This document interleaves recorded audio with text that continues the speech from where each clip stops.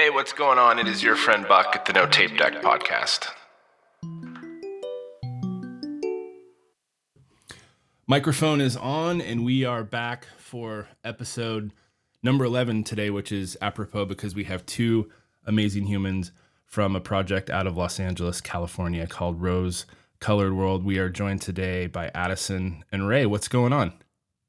Hey. Hello. Thanks for that really kind intro, man. Yeah, no worries. Thank you so much, both of you, for taking the time out of your schedule. It looks like you're in the midst of summer tours, so I know things are probably very busy on your end, given what I've seen on social media and everything. So I just wanted to say at the onset here, I greatly appreciate y'all coming on the pod. Yeah, we're just thankful that you wanted to talk to us, honestly. So happy to be here. Yeah, it's funny when those things come across your feed, and it's I find that I'm discovering music in this very rad way where it's sort of like reverse engineering. It's like loving the sound and then kind of learning things, on the back end, like, oh, like this is the label they're on. Whoa, like that's who their label mate is. And then, oh, like this cover is amazing. And, it's like you just keep digging and you're like, yeah, like this is, and then I'm building up to this episode and it's like I'm just getting more pumped every day. So appreciate your time. Yes, hell yeah, I love it. Yeah. What brought you two together to form this? And I love the two vocals and the back and forth. How do y'all get started? So Addison and I met when I moved to LA years ago now, but it was like 2 months after I lived out here. Addison and I met the night Tom Petty passed away, and we started, which is kind of, crazy, and we love him independently and now for a different reason together. We started writing together a couple days after that, and we kind of never stopped. And then about a year after us writing together, we started the project. Hell yeah. Yeah. So that would be what, 2017? You guys are going on a decade. Yeah. Yeah. I mean, I moved out to LA in fall of 2017, and we didn't get really seriously writing probably until the spring or the summer of 2018. And then by 2019, we started Rose-Colored World. And then COVID hit, and then we really discovered, our whole sound then, because we started earlier, like Ray said, but it wasn't, I feel like, this way of Rose-Colored World until what? 2020, 2021, the end of 2020. It was like 2019 was kind of the year of exploration, of trying different things and trying different sounds and kind of figuring out what felt most authentic to us together. I think that from a listener's perspective, me, as I've been doing some research, that's something I've found really honest and candid about your timeline, if you will, is it's been rad to see this evolution. I know there's several sort of influences I think y'all are drawing from when I look at you that are, super rad when you overlay the layers, and that's been kind of fun as I've been learning, your material and everything, to see that. So it's, yeah, in that COVID environment and then, post COVID, and to see where you are today is really amazing. Thank you, man. Yeah, it was cool to kind of feel like we were in this like time hole, like, or like wormhole, to kind of be out in LA, but like be kind of tucked away and like just in our creative bubble. And it was a really sad time for a lot of people, and there was a lot of grief that we felt as well. But we just kind of created through it and made a rose-colored world out of it. And now it's really cool to see it ripple through to people we don't even know. Yeah, and that name is so, it makes me think of the most bizarre quote, and I'm just gonna throw it out there because it, like, when you're like sort of ruminating on something and you're like, what does that make me think of? And this is like out of left field, but I recently saw this quote from Anise Nin that was talking about just the world that was outside the door not being what she wanted, so she just created her own world. And that's what comes to my mind when I was like, oh yeah, like this totally makes sense now. It's awesome. Yeah, and that's kind of what we've done, over the years. We've created our own rose-colored world, and we're trying to make everybody else that hears us and enjoys us realize that we could all have our own worlds, you know? Yeah. Yeah. No, it is. And speaking of like the, the route of influences, everything, like for me, I can definitely pinpoint several. And then when you like layer on some of these just incredible covers that I didn't know that they were possible in the way that y'all have done those. So what, from your perspective, what are some of the key influences that have driven you to this point? Definitely, Green Day is a huge influence for both of us. We actually got to see them on my birthday Hell yeah. a couple years ago in like a 500 cap room. It was iconic.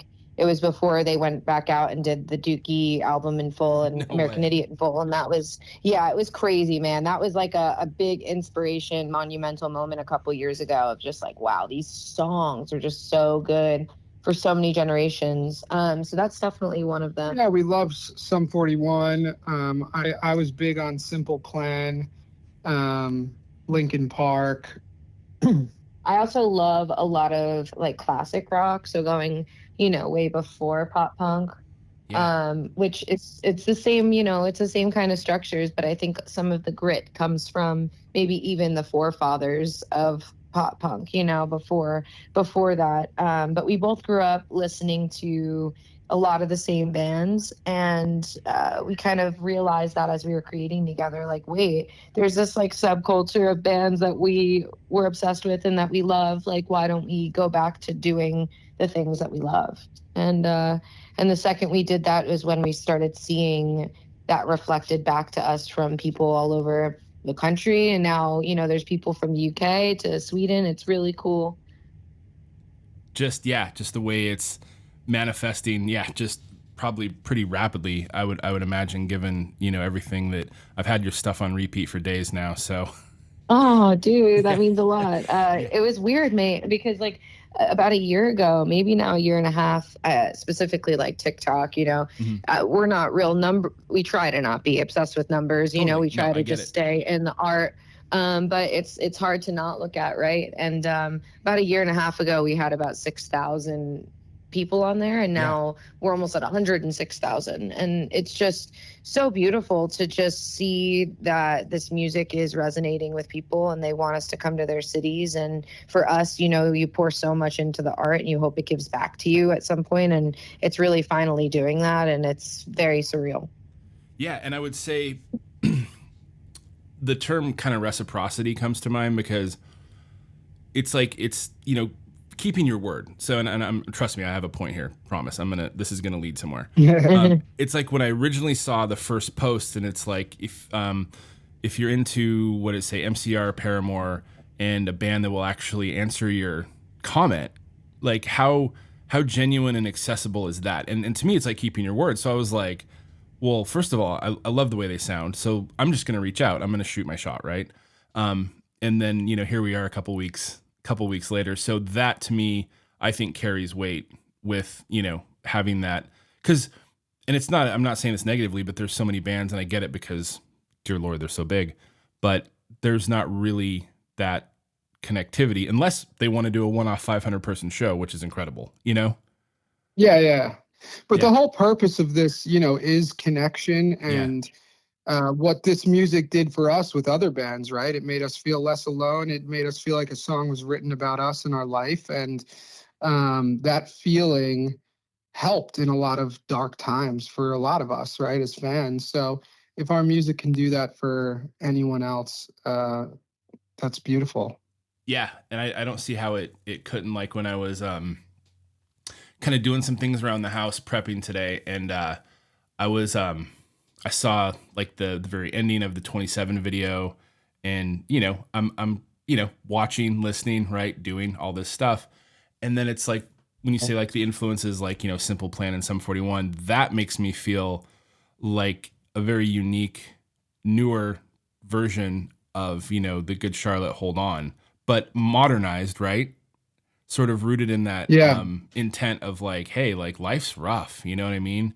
And yeah, when you look up the musicians that like didn't unfortunately make it past 27, and I thought that was a really endearing message through that song that makes could easily make a lot of people not feel alone. I just love the way the video is done, and Thank you, man. yeah, it's from the heart. I can tell. That's so rad. Yeah, we put a lot into that video and wanted to, almost Quentin Tarantino it and change the endings, right? And yeah, it was definitely an emotional video to make. Yeah, I think, you hit the nail on the head before when you talked about that quote that you said about, her building her own. I think Yeah. Addison and I very much felt like aliens in our hometowns and kind of like very unique of we didn't want a traditional life path. Yeah. And that can feel very isolating. And not just for us, a lot of people have I guess fear of really authentically being themselves. And for Right. us, we wanted to be like, if we can eradicate that in ourselves and show up and be us, maybe it'll allow somebody else to do the same and be like, I can do that, or I can wear that, or what, I can create that, because we were just two kids from different towns that met in LA and made this. It wasn't like we had a crazy silver spoon or somebody that we knew. It was I came out on a blow up mattress. There was a time Addison lived in a practice space. Like, we didn't just get given any of this, and it's got to come from that real place. Or for me, what's the point? Hell yeah, just living it, like any means necessary. Yeah. Like ground up, like DIY ethos, right? Yeah. And now, we have a rad house and we have our studio, and it's cool to see. That's still our mindset. Yeah, We still shoot most of all of our content. We direct and edit most of our music videos, and that was kind of leading me into my next question. It's like when I'm looking at all these amazing videos and everything, it's like just like top notch, content and aesthetic and product delivery. It's like how are y'all pulling this off? Because it's awesome. Thank you. I mean, for the most part, we're self-directing, everything. And if not, we're bringing in a friend who is doing it, far below what they're worth because they love us and they believe in us. But we also have very good people around us. Hell yeah. That we've been loyal to them and they've been loyal to us. Our makeup artist, stylist, Monroe, has been with us since the Torn in Two music video. In 2021. Yeah. Nice. Yeah, we try to resonate with talented people who believe in the art, and we do everything else that we can, right? But there's certain things we can't do. Yeah, I mean, for years we've worn a lot of hats, and we've had to kind of double down and really work hard. Like, okay, we edit a lot of our music videos ourselves. Like after Bloodbath, we edited all that whole video in like 36 hours. We shot it. It was freezing, and I was wearing this like two-piece set that was barely anything, and frozen. We got home and we started uploading footage. I took a shower and still had some fake blood on me, and just kind of started chopping away. I mean, we're so excited to share it that it just comes from this want to not have to really wait for anybody. Yeah, that's why we started doing everything, and it's no one's fault, right? If you work with a producer, they have tons of projects and you wait a month to get a mix back. So we just started producing ourselves. And then same thing with videos, Yeah, it's like roll up your sleeves and just like we can hammer out the song and we can do an edit. That's get it done. It's just phenomenal when you just pause and think about like what's in our hands, in 2025 in terms of self-production. It translates so well because like to me your videos are like little mini movies and they're just illustrating these rad stories. Well, thank you for appreciating them, because in 2025, it's hard with the short form attention span. We all have like attention spans of goldfish now. With this micro content, which we also love to do. We've learned to love to do it in different ways, but it's cool that people are still watching the little mini movies that we are making, because we grew up loving that side and loving to express the music in a visual way. So it's cool that it's resonating with you. Yeah, I was gonna try not to date myself too much, but seeing like your production level and everything, it's like very like reminiscent of like the good old days of MTV and like fuse. And it's like, I don't know. It really kind of brings back like, you know, it's newer golden days, I should say. You know, it's not just in the past, but it's like you're nailing this sort of nostalgic vibe, but it's current, you know, with the influences that you have. Well, thank you. And yeah, if it was up to us, you know, we want to make like movie type videos for our singles, but you know, it's hard to kind of convince labels or other people that you're working with that you shouldn't spend that money on short form. So we're still going to be doing music videos our way, but I am excited for, you know, in a year from now when our base is even bigger, where then we can really focus and put more money into the visuals for long form. Right? Hell yeah. What does the song and it's unique, right? Because I feel like there's two voices here, which is awesome. What does that process look like for Rose Colored World, from kind of inception to just in general for any song? Yeah, like say somebody's got a spark, and what does that look like? It's so different per song.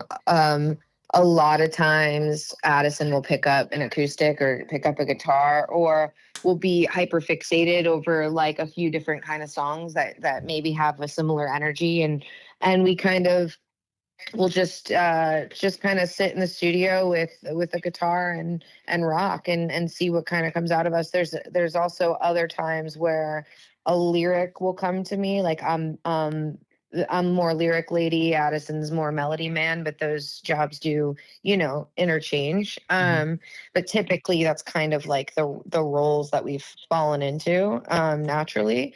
And like for Hanging On by a Thread, that lyric and melody, that kind of hook came pretty quickly before a workout one day, and I recorded the voice memo, and then that night Addison and I went out and I was like, what do you think of this? And the next day, you know, he smashed it out of the park. He totally like Bluetooth connectioned into my brain and was like, I know how to do this, you know, and brought it there. So you never really know, man.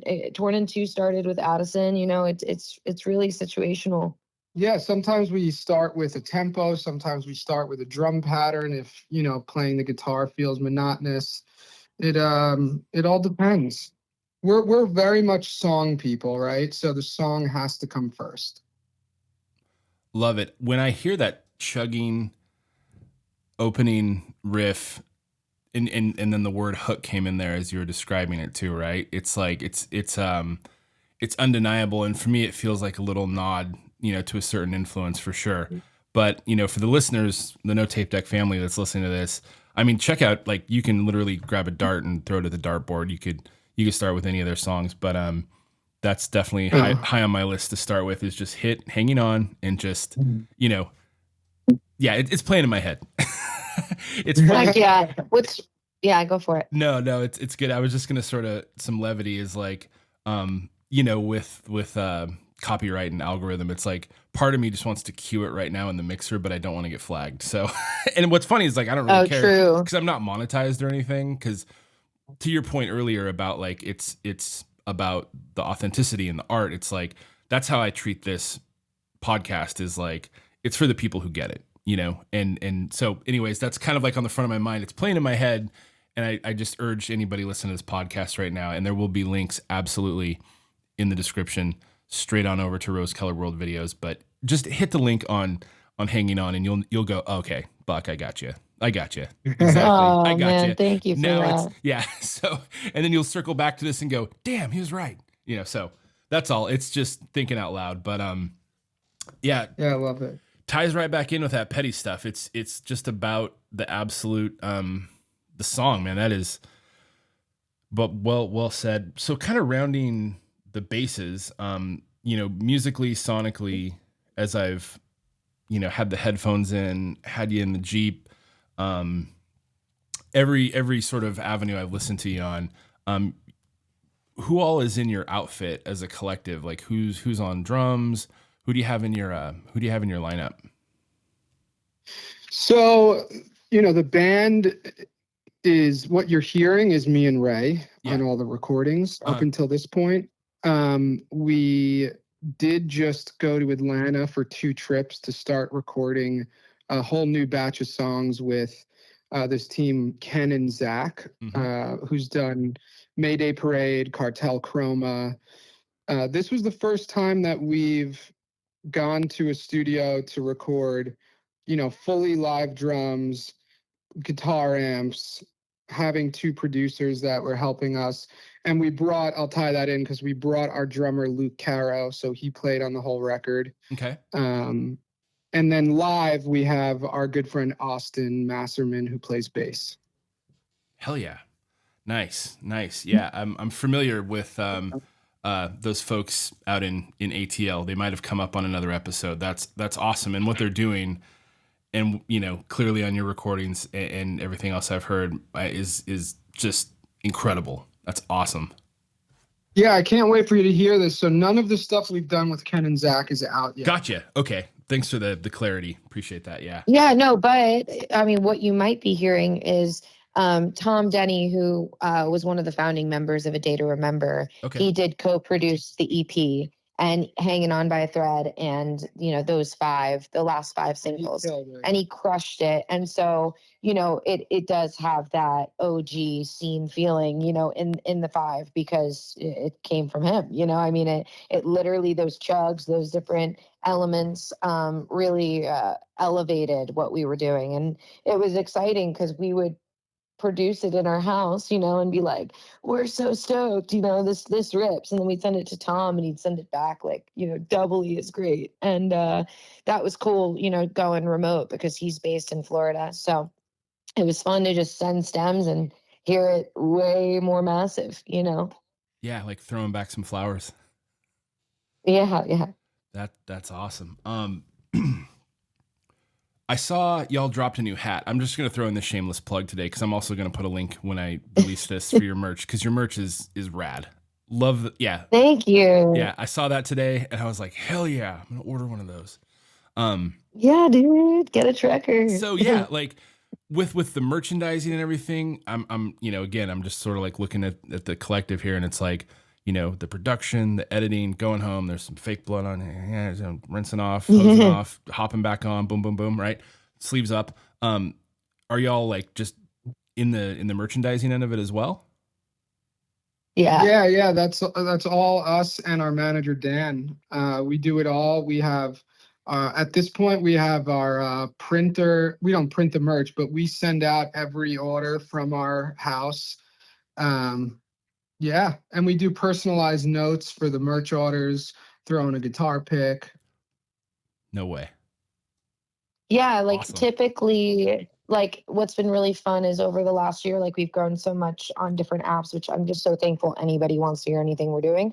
So it's still kind of wild, but we'll go on a live and it's fun because I'll listen to like records straight through or ask people what bands they're listening to. It's really just a homie fest. And in it, I'll kind of talk about some new merch that's dropped, or we'll be wearing some, and it's really cool. If anybody gets anything when we're live, we typically will handwrite them a note and do the guitar pick thing. And it's been really cool and a fun way to connect with people from all over that we haven't met in real life yet. That is so freaking awesome. It's like this like trifecta of just grassroots, just amazingness. That's so rad. Yeah, I think that hat looked incredible. So again, I had to throw in the shameless plug.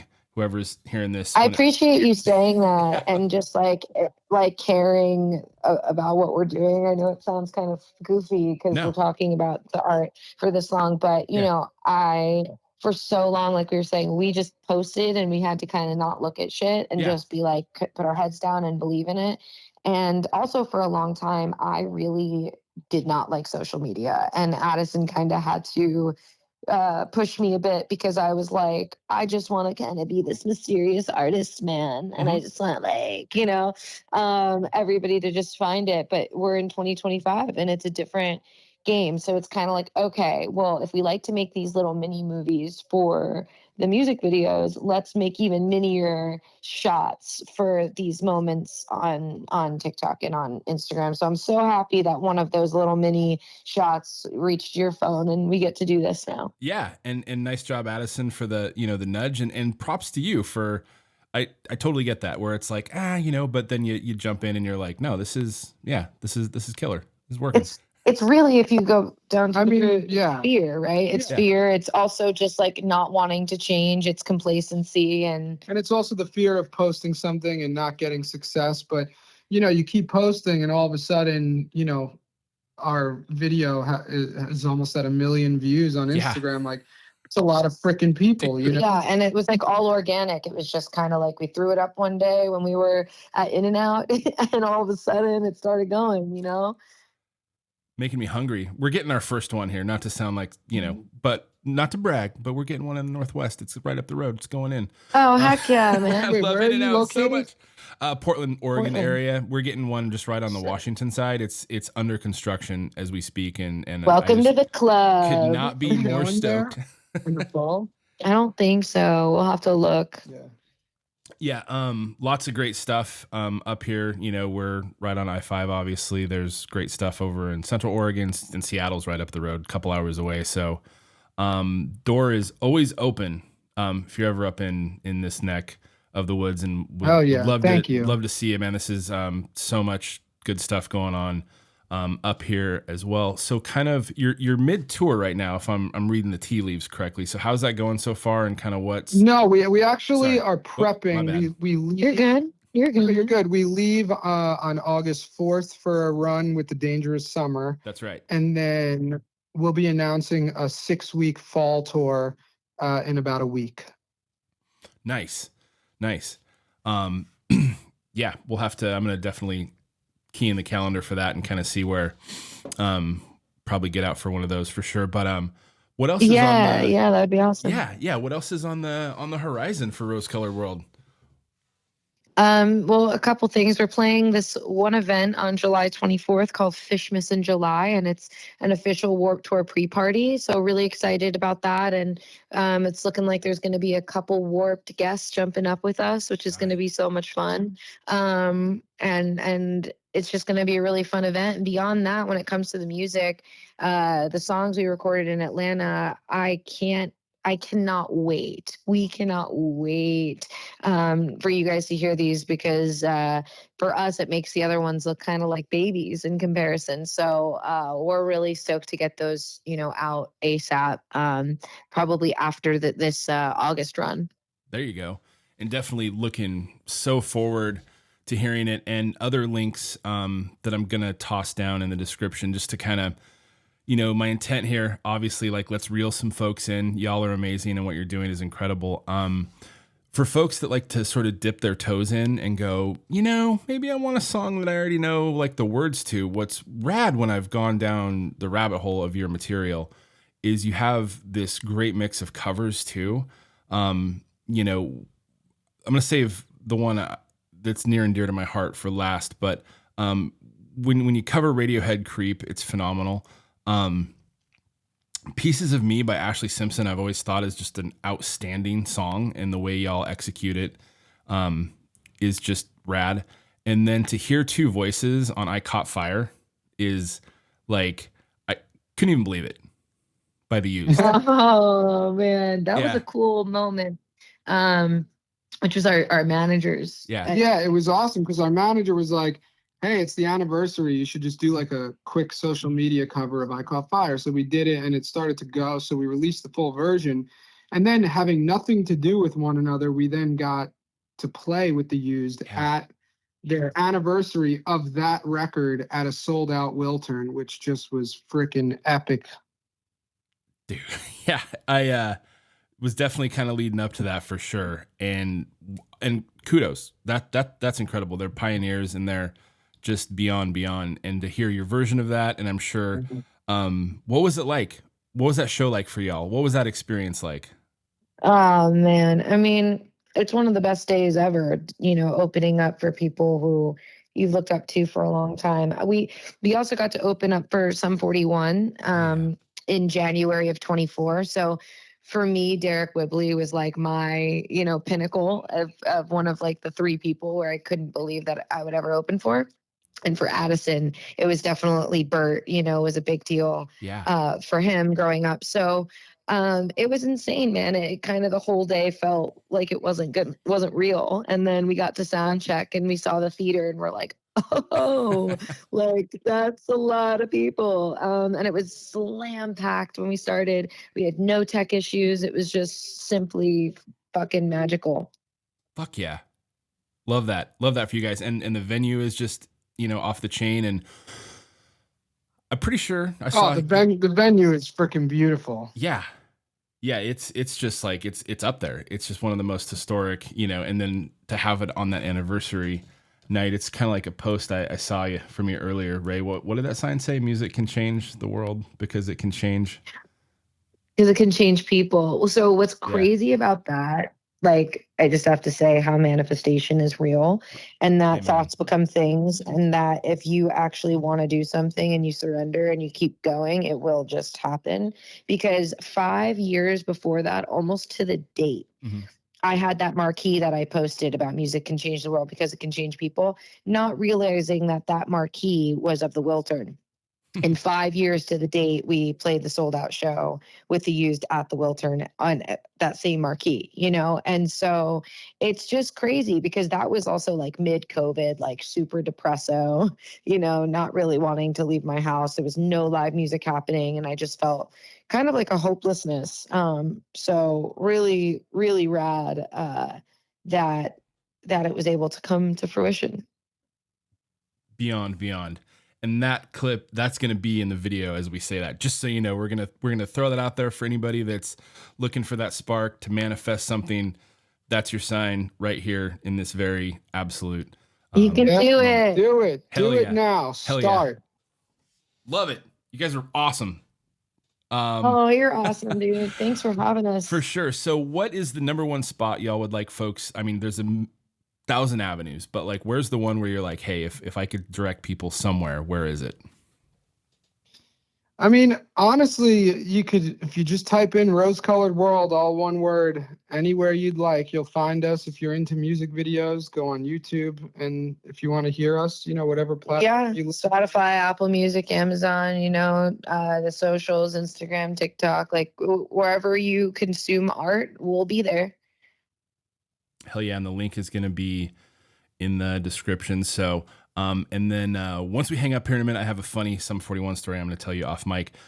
So everybody head on over, check them out. There's links below, the deal. And I want to thank the lyric lady and the melody man, Ray and Addison from Rose Colored World for swinging by. Thank you. Much love. Hell yeah. Thank you both so much. Didn't mean to cut you off there. I'm sorry about that. Go ahead. Oh, no, you didn't. Thank you for having us. Really appreciate it. Absolutely. Thank you both so very much for taking the time. And as we all know, folks, it's a wild, crazy world out there. And let's just be kind to one another as we navigate these waters together. So thanks again for tuning in, everybody, and definitely check the links below. Thank you guys again so much. Thank you. Thank you.